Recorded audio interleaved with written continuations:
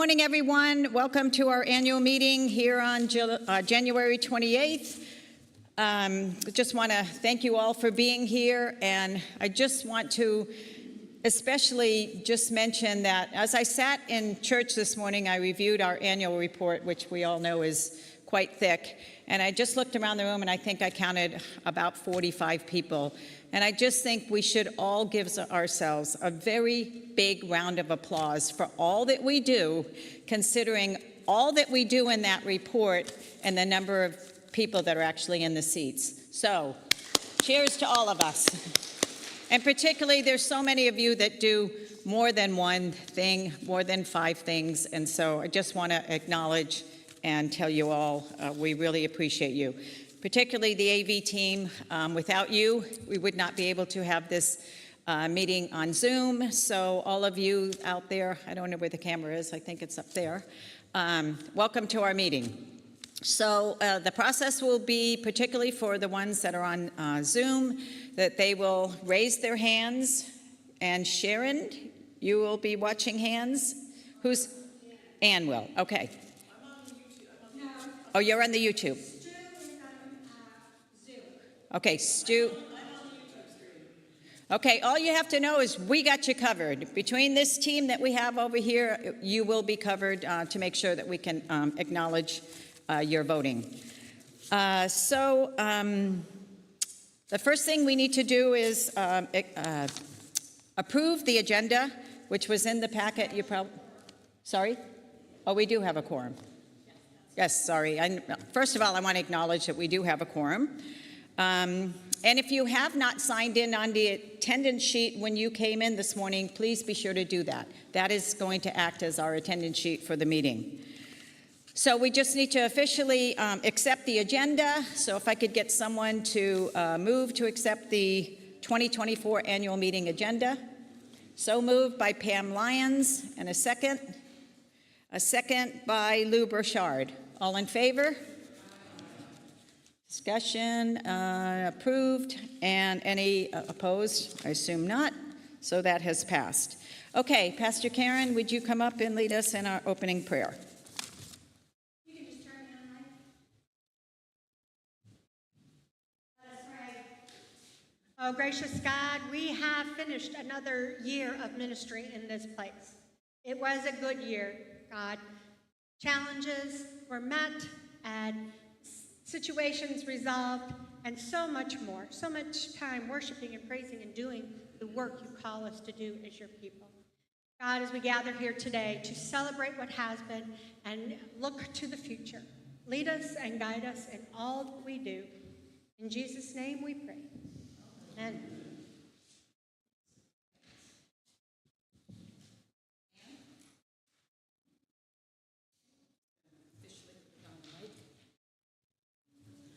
Thank you, Pastor Karen. Okay, we will continue with the Secretary's report. Again, you have the minutes from last year's annual meeting. Yes, Karen? Okay. Got that? Yeah. Okay, I'll have Ann make that correction. Any other comments? Okay, so I'll need someone to, for a motion to approve the annual meeting minutes of January 22nd, 2023. So moved by Dave McCollum, second, and second by Carl Heikkinen. Okay. All in favor? Signify by aye. Opposed?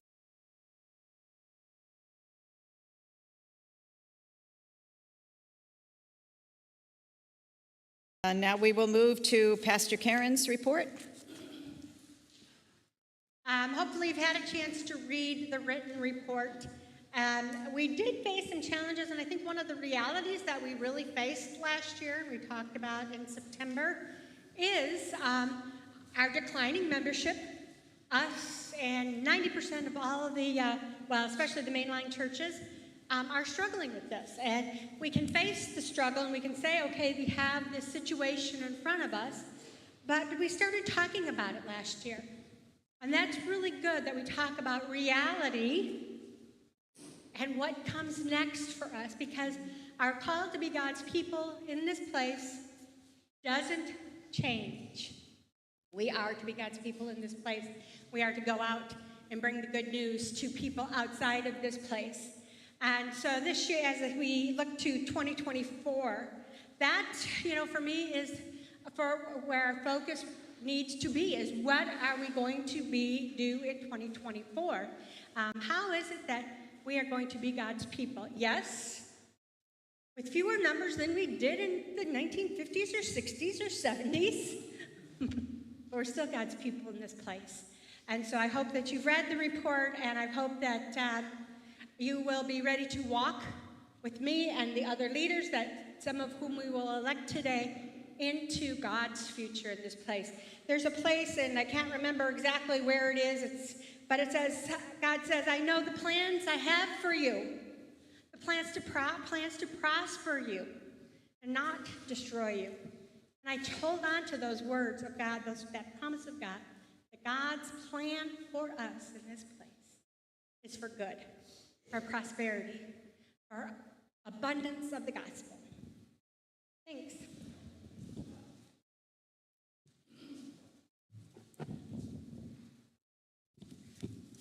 I just want to add a little bit to that statement. Yes, membership certainly has been declining, but there are still people out there seeking to return to the church, i.e. Diane Gonzalez, who I pointed out this morning was a member long ago, and when I chatted with her last week, she mentioned that, she's been looking for a church to return to, and she checked out a couple of churches in Vacaville, and she just remembered the community that we had here, and that's what drew her back. So, and one more thing I want, if you didn't catch it, our average worship attendance this year was the same as last year. It has not gone down. Sometimes we feel like it is because maybe we don't see the faces, but our average attendance has not gone down in several years. So hold on to that and know that we have room to grow, but that it doesn't, sometimes when there's only 30 people in this space, it feels kind of heavy, but that's not the whole answer. I also heard someone say about a month ago, I was at an event, and they said it's just time to get people back from St. Mattress back to churches. I thought, and I mean, that's true. I've got friends as well, particularly during COVID. You get out of the habit, and it's very difficult to return to that habit. So I'm optimistic that it will happen. All right, now we will continue with our finance report. Stu Irwin, there you are, please. It says mid-year. One that says annual. It says 2024 annual report. I'm sure it'll get up there. Hey, good morning. How are you? Good morning. I'm Stu Irwin, and I wish I didn't have to get up and talk about money, other than give, in a stewardship sense, so you could, give away God's first gifts to you. But we do a lot here at St. Mark's, and a lot of it wouldn't get done if it wasn't for the money and the gifts that you give us. So I'm going to go through pretty much, I know numbers are kind of hard to, unless you have something to look at, they're kind of hard to put together in your head. So I put up some slides, maybe we'll get them up. And I'd like to just go through a brief rundown on how 2023 went financially for us here at St. Mark's. There it is, yeah. So next slide there, be good. Oh, awesome. That's what we're going to do. That's what I'm going to cover. Slides. Finance team, cash fund balances, and kind of a financial outlook for 2024. You can go to the next one there. Oh, say what?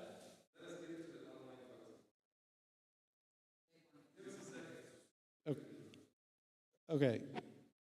Are we good to go? All right. Awesome. You know, it's funny, I look at you folks back there and I go, holy cow, you do an awful lot of stuff here, volunteering, doing your thing, spend a lot of time.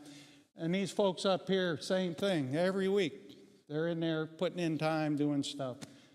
Treasurers Les Johnson, Pam Lyons, thanks for all the work you do back there. Michelle Oz, I think most of us remember her. She's still our bookkeeper, been with us for years. And our counters, thank you, Linda, Janelle, Carol, Pat, and David. Appreciate it. Keep going. So we have all the money that St. Mark's has is at West America Bank. We actually have two accounts. We have a main checking account and we have a backup checking account. Those were our checking balances at the end of the year last year, 23. So you can see it's roughly $180,000. It's kind of funny when I was doing these slides. I think it was in 17, I remember doing a report, and I was looking at the bank balance, and it was $13,000 in our account. And you know, we're all have some angst about our finances here, and I'm looking at that, and I'm going, whoa, you know, it seems like we got a lot of money. But at any rate, that's what we have as of the end of December. So you go to the next one. That is not a eye puzzle. That is all the money, that $180,000 balances, that is the way each of those dollars are allocated in our accounting system. And of course, I think I explained before, with nonprofits, you have to do a fund accounting system because many of the donations are designated giving. So if you give a check, say, I want this $1,000 to go to the youth fund, we can't throw it in the general fund, pay PG&E. It's got to go to the youth fund to do whatever youth does. So that's why these funds are set up, and that's how all that money is allocated. The most active of those funds, of course, is the general fund, which is what, the fourth down there. We ended the year with $31,000, which is really good. Just ask Janelle, she ought to know. And of course, we fund all the operations of the church through the general fund. So, and then of course, you see all the other funds that really is a display of some of the stuff that goes on here at St. Mark's. We've also built up, if you look over on the right-hand side, top two, we've built up over the years our reserve funds. So we've got, you know, close to $48,000 in reserve funds just sitting there for contingency. Okay, next one. So now, like I said, we fund all our operations at the church to open the doors, pay the PG&E, pay our staff, just the day-to-day operations gets done out of the general fund. This slide is just a summary. All the numbers don't necessarily add up, but this gives you an idea of where a majority of our money comes from and then where the majority of the money goes out. And of course, you'll see offerings is our main source of income. And of course, when it says preschool, that's basically reimbursements from the preschool. They help us pay our PG&E bill and our custodian and workman's comp.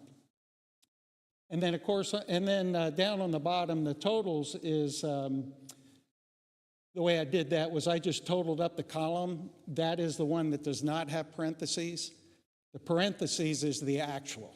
So, and again, this was just a summary. And of course, you'll see on the right the expenses. You can see where most of our expenses are going. And of course, everybody go, oh my gosh, staff, we go, oh, look at all that staff.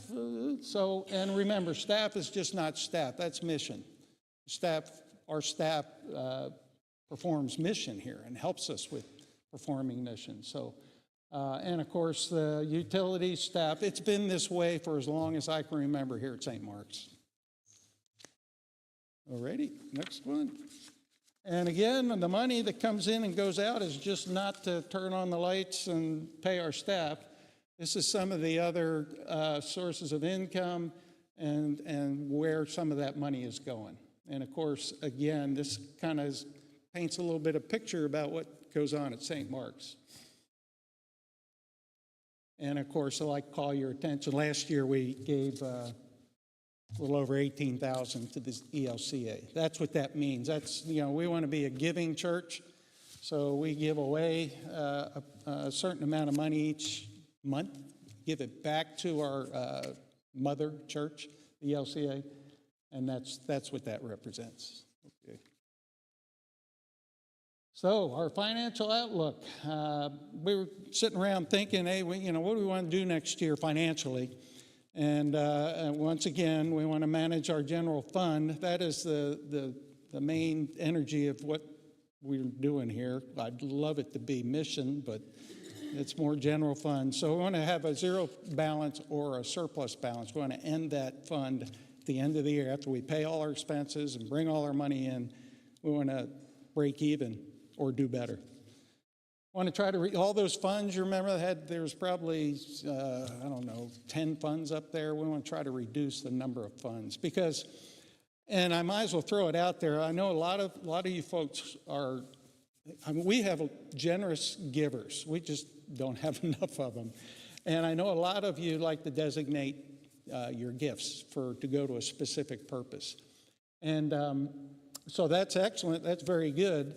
But we do need to have gifts coming into the general fund because that is the fund that we're allowed to pay for the operations of the church. If you give a gift to Manna Food Pantry or youth or whatever, we can't use that money for anything else but that purpose you gave us. So keep that in mind when you designate your gifts. And also, we want to try to create, hopefully after the growing group, we hear from them in a couple of weeks, and maybe some new projects or new ideas will come out of that, and that may cost money. And we as a finance group will try to come up with a plan to pay for whatever it is we want to do. Okay? Excuse me? Oh, sorry, Kat, go ahead.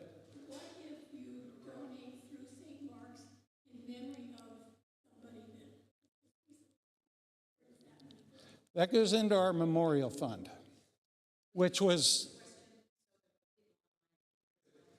okay, I see. Okay, the question was, I forgot. The question was asked if somebody donates to the church in memory of someone who passed away or of anybody, where does that money go? And that money goes into our memorial fund. And our memorial fund, actually, we have a memorials policy. And we operate that policy based on, whatever is written there. So what will happen is if you were to donate some money in honor of somebody, if you did not give a specific designation for it, meaning I want this money to go to worship and music so that they can do what worship and music does. If you did designate it from worship and music, it would go into worship and music. If it was not designated, it goes into the non-designated memorial funds, and the council has oversight, and they ultimately decide what goes on with that money. And again, there's a waiting period in the policy. According to the waiting period, money comes in. We have a waiting period in case the donator changes their mind on how they want it to be spent or whatever. So, that answer your question? Okay. All right. This is the way we, or at least, our group saw 2024 is shaping up. Right now, we're pretty stable. We're fiscally sound. We have $180,000 in the bank account, and we have no debt. That is a biggie. It's huge. So yay for that. As you'll see later on, we're gonna be doing a moderately risky budget for 2024, and I'll explain a little bit more later on about why it's risky. Those is just as a highlight of what the risks are. We had to overestimate our earnings. We have each year. Remember, we were talking about the general fund. And one of the finance team goals was to try to end the year with a zero balance or a surplus in our general fund. So basically, all the bills are paid, all the money come in, bills get paid. and the general fund ends the year December 31st. You're either going to be in the red, you're going to be zero, or you're going to be a positive. For years, we've been in the positive. In fact, for 2023, we carried over from the year prior, and this number was actually an accumulation of years prior to that. But we carried over $51,000 general fund budget surplus, which you go, wow, that's awesome. But we weren't able to get the budget done unless we counted on that $50,000 budget surplus. So we ended the year, even though the budget called for using 50,000 of that surplus, we ended the year with 30,000 budget surplus, which meant we only used 20,000 of it. And but I think you know this is where this is going. If we keep planning a budget and using a hopeful budget surplus at the end, a general fund surplus at the end of the year, we don't have too many years left that we're going to be able to have that in our hip pocket to be able to balance a budget. So for 2024, we're planning on 30,000 of a general fund surplus. We ended the year in 2023, and we're going to carry over 31,500. So, again, we'll be managing it, we'll be looking at it, and we may do better. We may not have to use all that money, but again, it's a plan, and we'll manage it as we go along. You see the last bullet there, it says a $3,500 planned budget deficit. I'll explain that more when we get to the budget part. And so those are risks. Those are things that we've got to be aware of and we have to deal with. And the major risk offsets we have, and I should have added in there, we don't have to worry about debt, but we do have the 2 reserve funds in case we get in some real trouble.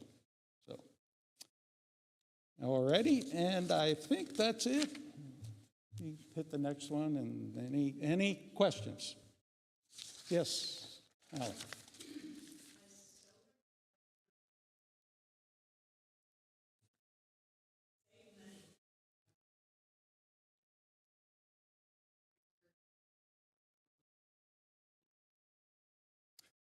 Yes, has solar powered, huh?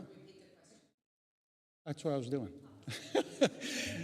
So the question was, has solar power been ever considered here at the church or looked into for both financial reasons and environmental reasons to help save the earth? Yes, it has a number of times. Les Johnson could probably tell us more about that. Dave, did you do that as well, or somebody? Yeah. And Janelle? So I know we did look into it. I can't answer to you why it didn't go further. Janelle, can make an input to that? Okay, so we did look into that, and we got several bids. So those bids were over 100,000 in accordance with the amount of utilities we use, because they look at how much we're using, determine how many panels that we would need, and in that, it would have been over 125,000. And at that time, we don't have that kind of money to do that. It was one of the things we were looking at when we were going to do the capital campaign, but unfortunately, we hit COVID. So it kind of dropped out of there. So if we ever do another capital campaign, we may consider this and take a look at it. But believe me when I tell you, solar panels do come with environmental risk, that there is no way to recycle them. So they basically become really toxic waste. So don't believe that, we're saving the environment by going solar. There are definitely downsides to solar. And until they actually answer that as far as being able to recycle these older panels, you're still going to have that same environmental impact.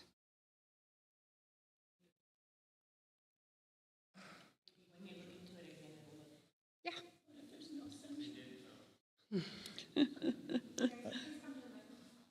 Dave?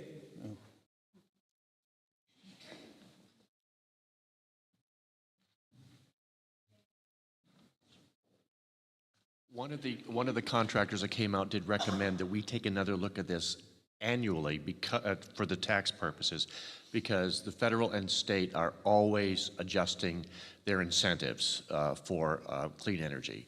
And it's literally different every single year. One year it's there, next year it's taken away, next year it's doubled what it was before. So they did recommend that it would be useful for us, not just for the tax purposes, but also for the technology, because they were saying that the technology is changing very fast too.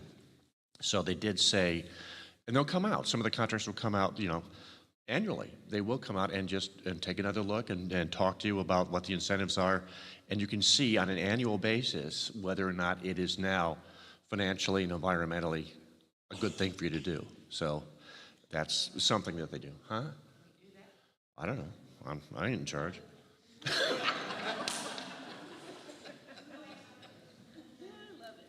I have a question for Dave or Stu. You talked about tax incentives, but do we pay tax? So would we participate in any kind of federal tax saving? Grants, things like that. We'd get a federal grant? Financing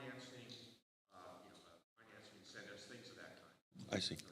So Les, you asked if we pay a tax on that, and Dave answered no, because churches, nonprofits don't pay taxes. Dave's answer was they would provide funding incentives and loans. Okay. Yeah, okay. Am I hearing that that's something that people be interested in looking into again? Or other than like one person or two people or three? 4? Karn would, yeah. Got a project for you, Karn.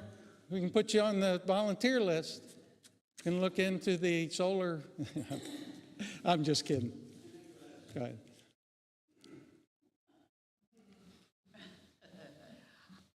I actually have solar on my house and have seen quite a savings over the years.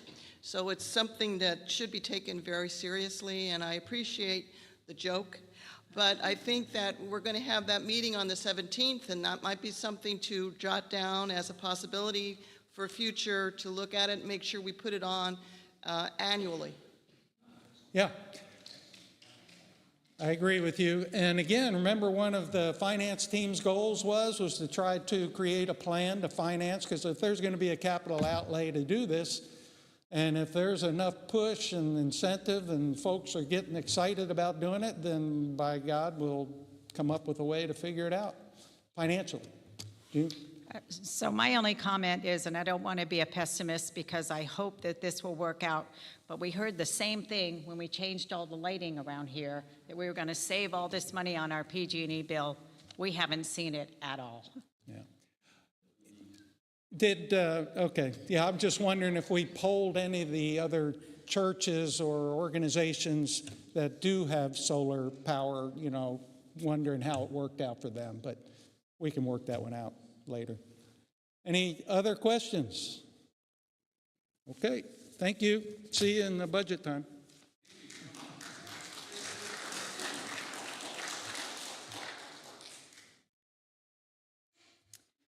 Okay, we come to the election of congregational leaders, and Nancy is not here that I see. So we have a slate of officers that are in the packet.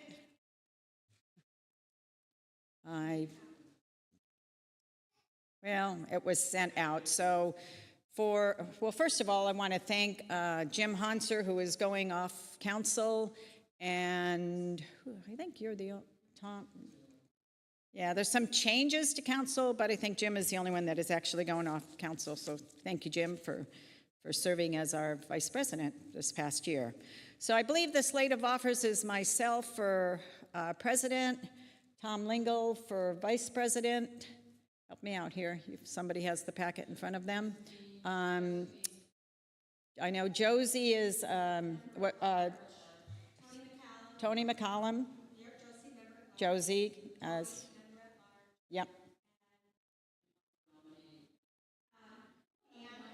Ann as secretary. And Stu as finance chair. And then Jim Hunser will serve on the nominating committee because he's coming off council. And Jim, you want to say something now about the nominating committee?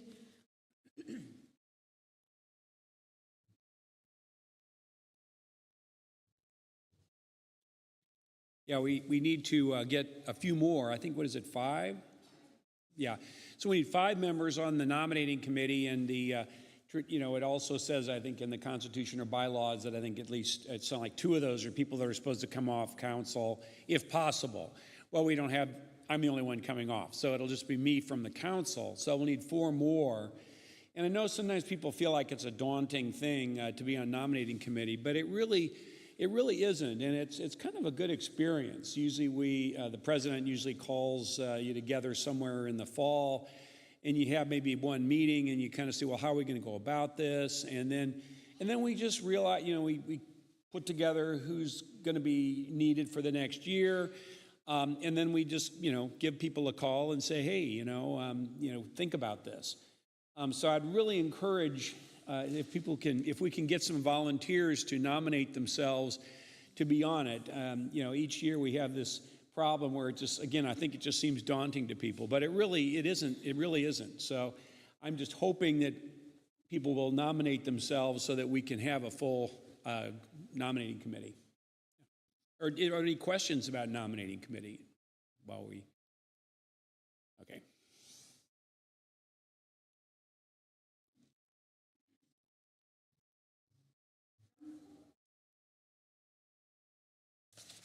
Okay, I'm going to go through the slate again now that I have it in front of me. So for president, it's myself, vice president Tom Lingle, excuse me, member at large Josie and Tony McCollum. The nominating committee is Jim Hunser, and then if anyone wants to raise your lovely hands and serve on the nominating committee, that would be very much appreciated. Do we have any volunteers from the floor? Who? Thank you, Victor. Victor Romaldi has volunteered. Any others? It really is not that daunting. I've served on it myself. I mean, you're going to ask people to serve, but I have found for myself, if I'm not asked personally and you're just waiting for volunteers, you're probably not going to get me. I think people are more inclined to serve if you have a conversation, you explain what the position is. I think it's much easier to fill. So, Dan Desano, thank you. All righty, so we have at least 3, and some will serve from the council. All righty, and then the last thing we need is 2 members for the Synod Assembly, which is held June 5th and 6th. Do you know where it is this year? Fresno, the lovely town of Fresno. Who doesn't want to go to Fresno? June 7, 8, and 9. Okay, so are there any volunteers? Janelle, you volunteered? No. Oh, that's right. That's right. You have another grandbaby coming. All right, so anyway, any volunteers that care to go? If not, we'll have to fill those positions. The council will have to try and look for, and then we'll need some alternate voting members in case someone cannot attend.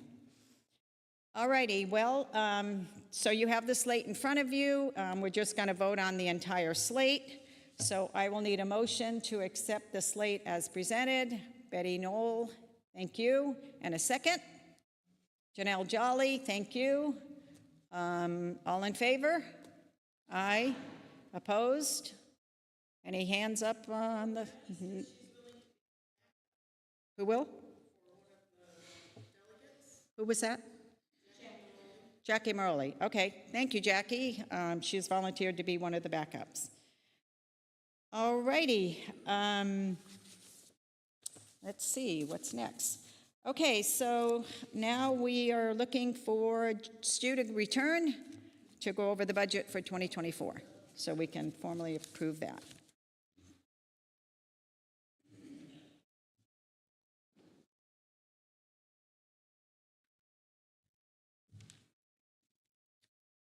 That'll be the next slide there.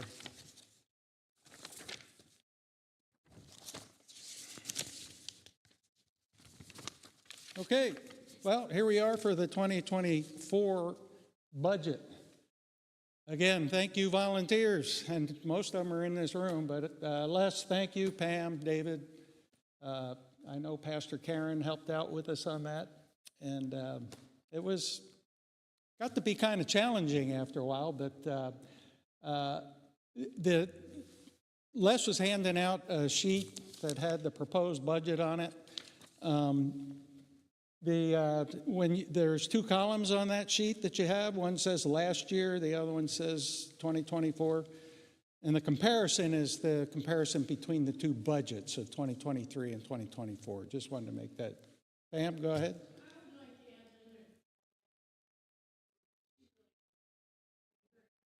Oh, you're correct. Pam wants to add, and I omitted it, and I apologize. Linda Frogette was on that. She was a big part of it, as a matter of fact. So yeah. So go ahead, next slide there. Our goals for 2024 was to fund the church operations general fund. We wanted to try to actually increase our staff at least try to provide some kind of COLA raises, actually merit raises as well, if we could possibly swing it, because we have some pretty talented staff here. We wanted to continue to be a giving church. We wanted to commit money to benevolence. And at the last minute, we just found out about this one, was the fund an office administrator. Now, originally, in order to make this budget work, at the time we were doing the work, we didn't have an office administrator, and there wasn't a huge push to try to get one. Pastor Karen said, well, I'm doing okay. Meanwhile, her hair's, going nuts. But she says, I'm doing okay, it's fine. But so the original budget called for funding that position for 6 months. So the idea was to go all the way until maybe June, start the hiring process in May or April or so, and then bring somebody on board. And then fortunately, like Pastor Karen said, God answered our prayers, and somebody very qualified came up and got vetted and screened, and sounds like it's going to be a great fit. So we did have quite a bit of conversation back and forth through texts and emails, the church council, about, yeah, man, let's hire her. Well, that's going to put us in the hole for a budget deficit. So, of course, I'm the money guy. I'm going, no, we can't do that. And so I said, at least what we need to do is be transparent and make sure the congregation knows what's going on, and that our budget is not a zero budget. It is a budget deficit, and it's as a result of this last-minute opportunity to bring on an office administrator. So that's how that came about. So in light of that, on the paper that you're looking at, I think you should have it on page 2. There's an expenses line item that says 5230 office administrator. And the original budgeted amount for 2024 was 4680. You need to change that to 8180. All righty. And next slide. So here's a synopsis, a summary of the budget. Total budget's going to be $391,087, and there you see the revenues. There you see the expenses. Yeah, I know. I'm sorry. Well, it was red. That's why. So at any rate, the budgeted expenses are $394,587. And as you can see, there's a difference of $40,250 between how much money we're projecting to bring in and how much money we're going to spend. That difference is in the red. So how do we make up that difference? The way we made that up, next line down is we're carrying over $30,000 from our general fund. And then we also have Remember that slide I had that had all the funds that we have our money allocated to? Each of those funds have their own checkbook. And we're planning on, if needed, a $6,750 transfer, or to use $6,700 of that money to make the budget work. Now those interfund transfers, that's not to fund the general fund. Those interfund transfers are to fund the budgeted requests that we had in here for stuff like the growing, I keep calling it growing group, growing together, congregational life, some of the other ministries that we have going on. A portion of that also is we have a building fund that people have faithfully continued to give to it, and our building fund, we just really don't, that's not a very active fund. That fund originated because we always had dreams of building another building or doing a remodel or doing whatever. So a building fund was set up years ago, and then people actually, and we still do, there's some, I know one person still does, still pledges money to that building fund. And the money goes into the building fund, and that checkbook balance is built up to about $7,000. And years ago, we had decided that, to pay all the bills, the maintenance bills, if something breaks or if, we're going to do some painting or whatever, all that was going to get paid out of the general fund. You would think, well, let's just use the building fund to pay for that. That years ago, we decided we're just going to use the general fund to keep it simpler. So at any rate, there's over $7,000 in the building fund that has been there for years. So that $6,000 of that money, if we need it, we plan to transfer over into the general fund, with the caveat that if we do transfer it over, that money will pay for a building-related item, something that came up if we, again, needed to paint something or something broke or whatever. So that's how that works. So I did not do a slide to put every line item on it because that would have been tough. That's why I handed that out to you. So I think that the way this works is that I will I'll do the presentation, and then we'll be looking for a motion to accept the budget as presented, and that'll open it up for whatever discussion you want to do, and then we'll vote on it. So pretty sure that's, oh no, here, well, I got a partial overview of where the money's going. So we'll go the next time.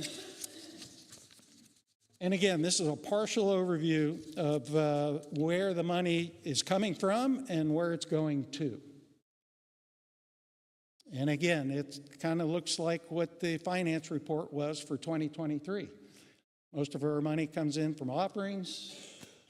Most of the money goes out to expenses and running the building, opening up the building, maintaining it. You would just love to see, well, we've got $20,000 going to mission this or, mission-oriented things. But someday we'll get there. Any questions on any of those numbers there? Again, that's the summary. The specifics are in the handout. Marilyn.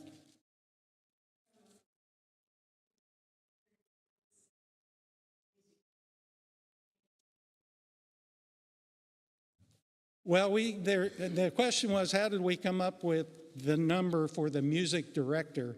And the way we came up with it is the way we pay that person. So many hours a week, what his pay rate is. And of course, he works different numbers of hours of the week, different times of the year. In fact, that was probably one of the most complicated guesstimates that, well, fortunately, Pastor Karen and David did that. But I mean, so his hours vary so much throughout the year. So we had to figure out how many hours that he was working between April and August, and then multiply by ever how much he gets paid. You do the math. So, and you would think, okay, round up or round down. This tells you exactly what we're paying the music director. We plan on paying the music director. Or anybody else, everybody's salaries. By the way, we're paying Pastor Karen according to CITID guidelines. The only thing we did have to cut back on, and of course Pastor Karen was okay with it, and she said, well, what else am I going to do? No, the Synod recommends $1,500 reimbursable expenses for professional expenses like professional continuation training to help her continue to evolve as a pastor, go to retreats or online study classes. So up to $1,500 reimbursable expenses for that, and then up to $1,500 a year for reimbursable for mileage to go visit folks. We cut back $500 for each of those. So, which is not that bad. You might be a little iffy with your driving, but we'll make it work. Okay, so that is it for me. Anybody? Okay, Diane, move that we accept the budget as presented. Any seconds? Marilyn? Okay. Now, any discussion? Yes, ma'am. Oh, no. No, I love it. It's good. My question actually is that there was discussion about moving some of these funds to a different, like the manna, because of the grants and all of that. And when is that going to take place? Could you repeat that? I didn't. Say, I was reading through all the documents that have been sent out that the manna pantry, that because it's a separate, that the funds need to be separated from our general fund.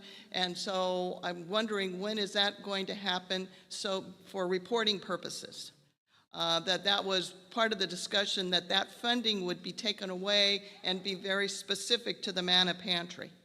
My other question is with the hiring of the new administration manager or whatever, administrative secretary, that those funds be not just wished, that fee, that be specific, that money is going to be placed in there. It's not a wish list.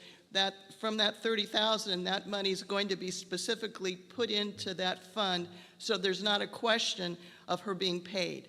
That she will automatically just be paid, and that $30,000, the $3,100, whatever it is, be earmarked specifically and put in there as a budget item, and not a wishy-washy kind of a thing. It's just put in there straight away. Correct. That's correct. So your second question was you wanted to make sure that the $30,000 general fund surplus was carried over and would ensure that not only our office administrator, but everybody gets paid, I would imagine.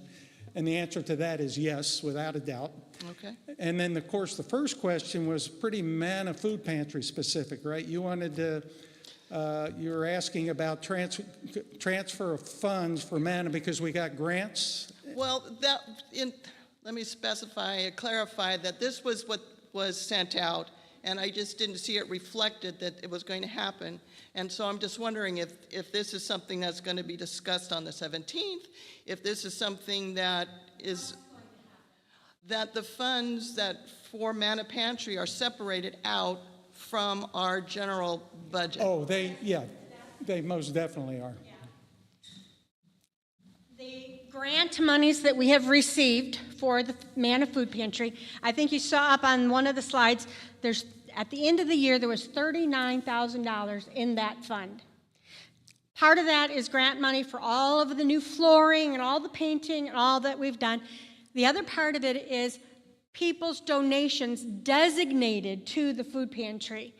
The food pantry gets nothing from our general budget.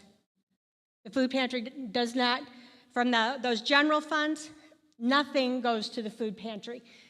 unless you want to divvy up electricity and that kind of stuff, which we're also working on, giving back to the congregation because of the electric use for the refrigerators.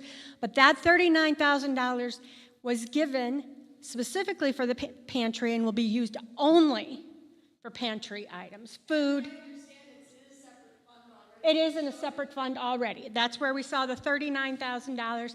And in your reports, if you look at the whole report, you will see that everything that the pantry spent on food was in the left-hand column, while we spent on remodeling and flooring and paint and all that was in the right-hand column. And the two columns put together was the $39,000 that was there at the end of the year. Now, some of that we already spent on flooring and paint, but at the end of the year, there's $39,000 in there that can only be used for the food pantry. Does that clear that up? Okay. If not, I ask it a different way, but that's what I heard you asking. Okay, and then get back again to the pay our staff. Again, risky budget a little bit here, and remember our risk mitigators were the reserve funds, and the operating contingency reserve fund, we have two of them. Operating contingency reserve fund is specifically for that purpose. If we run short, less than expected income during the year, that's what that money would be used for, to ensure our staff gets paid. Yes, Diane? So if people want to donate to make sure that those people can be paid, donate it to the operating contingency reserve. Correct. Diane asks if you want to make a designated donation to ensure that our staff gets paid. I can tell you they're going to get paid, but if you want to donate to just make sure they get paid, then you can send your check or however you do your donation and annotate operating contingency reserve.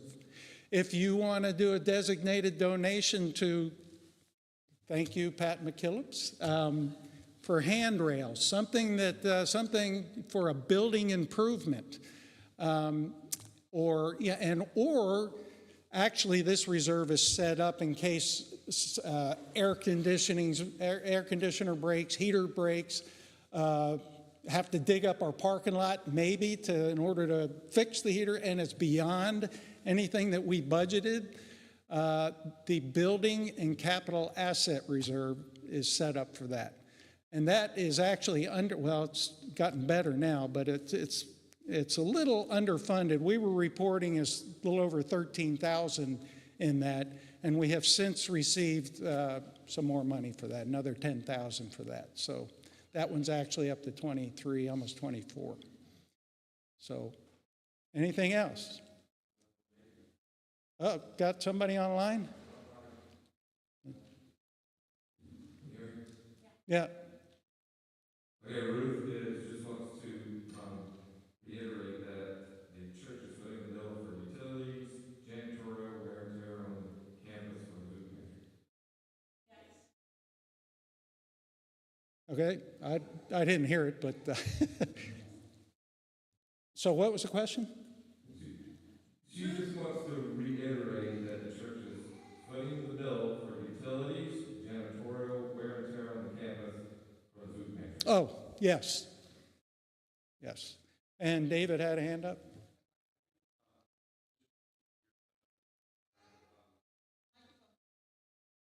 Yeah. You want to just put a chair up there?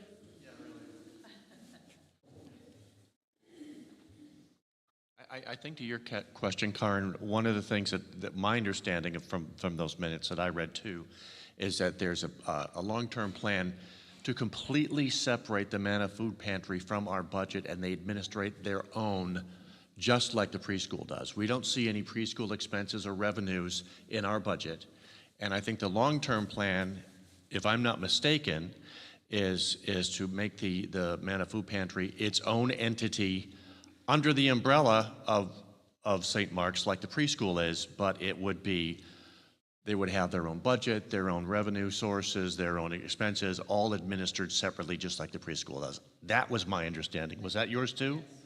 Okay. I've never heard that. Well, you're hearing it now. No, I don't know. I mean, that's how I read the minutes. And I understood in a couple of the council meetings that I just happened to attend and listen in on, that was the long-term plan, if I'm not mistaken, so. Yeah. Oh, I don't know. Comment. So my first question is that Ruth's request? It's a statement, okay. So I just want to say that I do think that it's something we should move forward with, because we are getting so many grants, so much support from outside organizations, and I have been a proponent of, for years, that the preschool should share in, particularly the PG&E. I mean, we are getting these refrigerators and freezers and donated, no doubt about it, but there is a cost to that. So, and our PG&E bill, no doubt, has gone up significantly because we have added, I don't know, probably 4 refrigerators and freezers. That, you know, we've certainly purchased the most efficient, but when you're running these things 24 hours a day, 7 days a week, it's expensive. So I think the idea is certainly a good idea, and I personally, and I've mentioned this before, I want to make it very clear that this grant came in for strictly building improvements for the pantry. This one is strictly for food that is donated by outside organizations. And that's important to me, because I believe that if we're getting enough funding for the food pantry and we have people donating to the food pantry, I'd rather say we're okay. We're doing okay this year with organizations donating food, other things, so that people might want to reconsider donating to the general fund or to the fund to ensure that our staff. So that's why I want to be, personally, would like to see us be very transparent as to what we have and where it's going.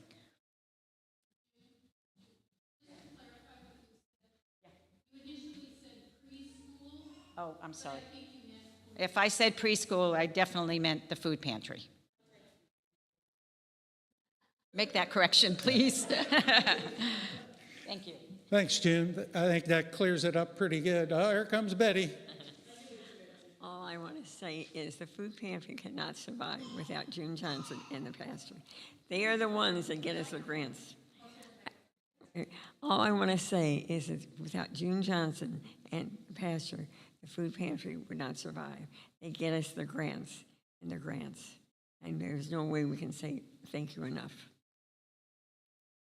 Thank you. Yay. Again, just real quick, I know you might be tired of hearing this, but when the discussion about having the Manna Food Pantry be like our preschool, the discussion I recall having was it got pretty close to that, having them do all their own budgeting, all their, everything, you know, they do their own thing, short of, like, if we were to treat them like our preschool, then you'd have to get a group to sit down and do a constitution and bylaws, operating procedures, you know, all that stuff. I don't know if we want to go that far. It's up to the leadership. It's not up to whatever. If that's the way it evolves, then that's the way it'll evolve. I don't know. But I know we did talk about really having, I don't think any real sit down and budget for the year work has been done in the Manna Food Pantry. I don't know if Lou's here. You know, Manna Food Pantry, from what I remember, always operated from grant to grant, you know, food grant to food grant. They never guesstimated what their expenses were going to, for an entire year. It always went from a month or 2 months or 3 months to 3 months. And we, yeah. Kurt. Far away from the question. I call for the question. There you go. Okay, the question's been called to pass the budget as presented. All those in favor say aye. Aye. Opposed? All right. Good job. Thank you.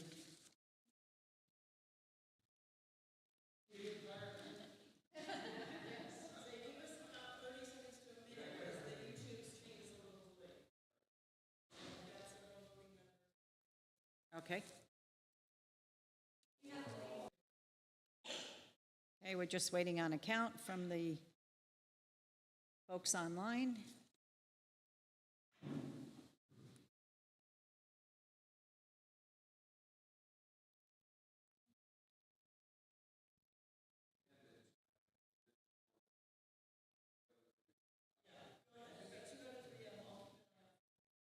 Okay, sounds good. All right, well, we'll move on to the president's report. I'm not going to bore you with the report that I've already put in the packet.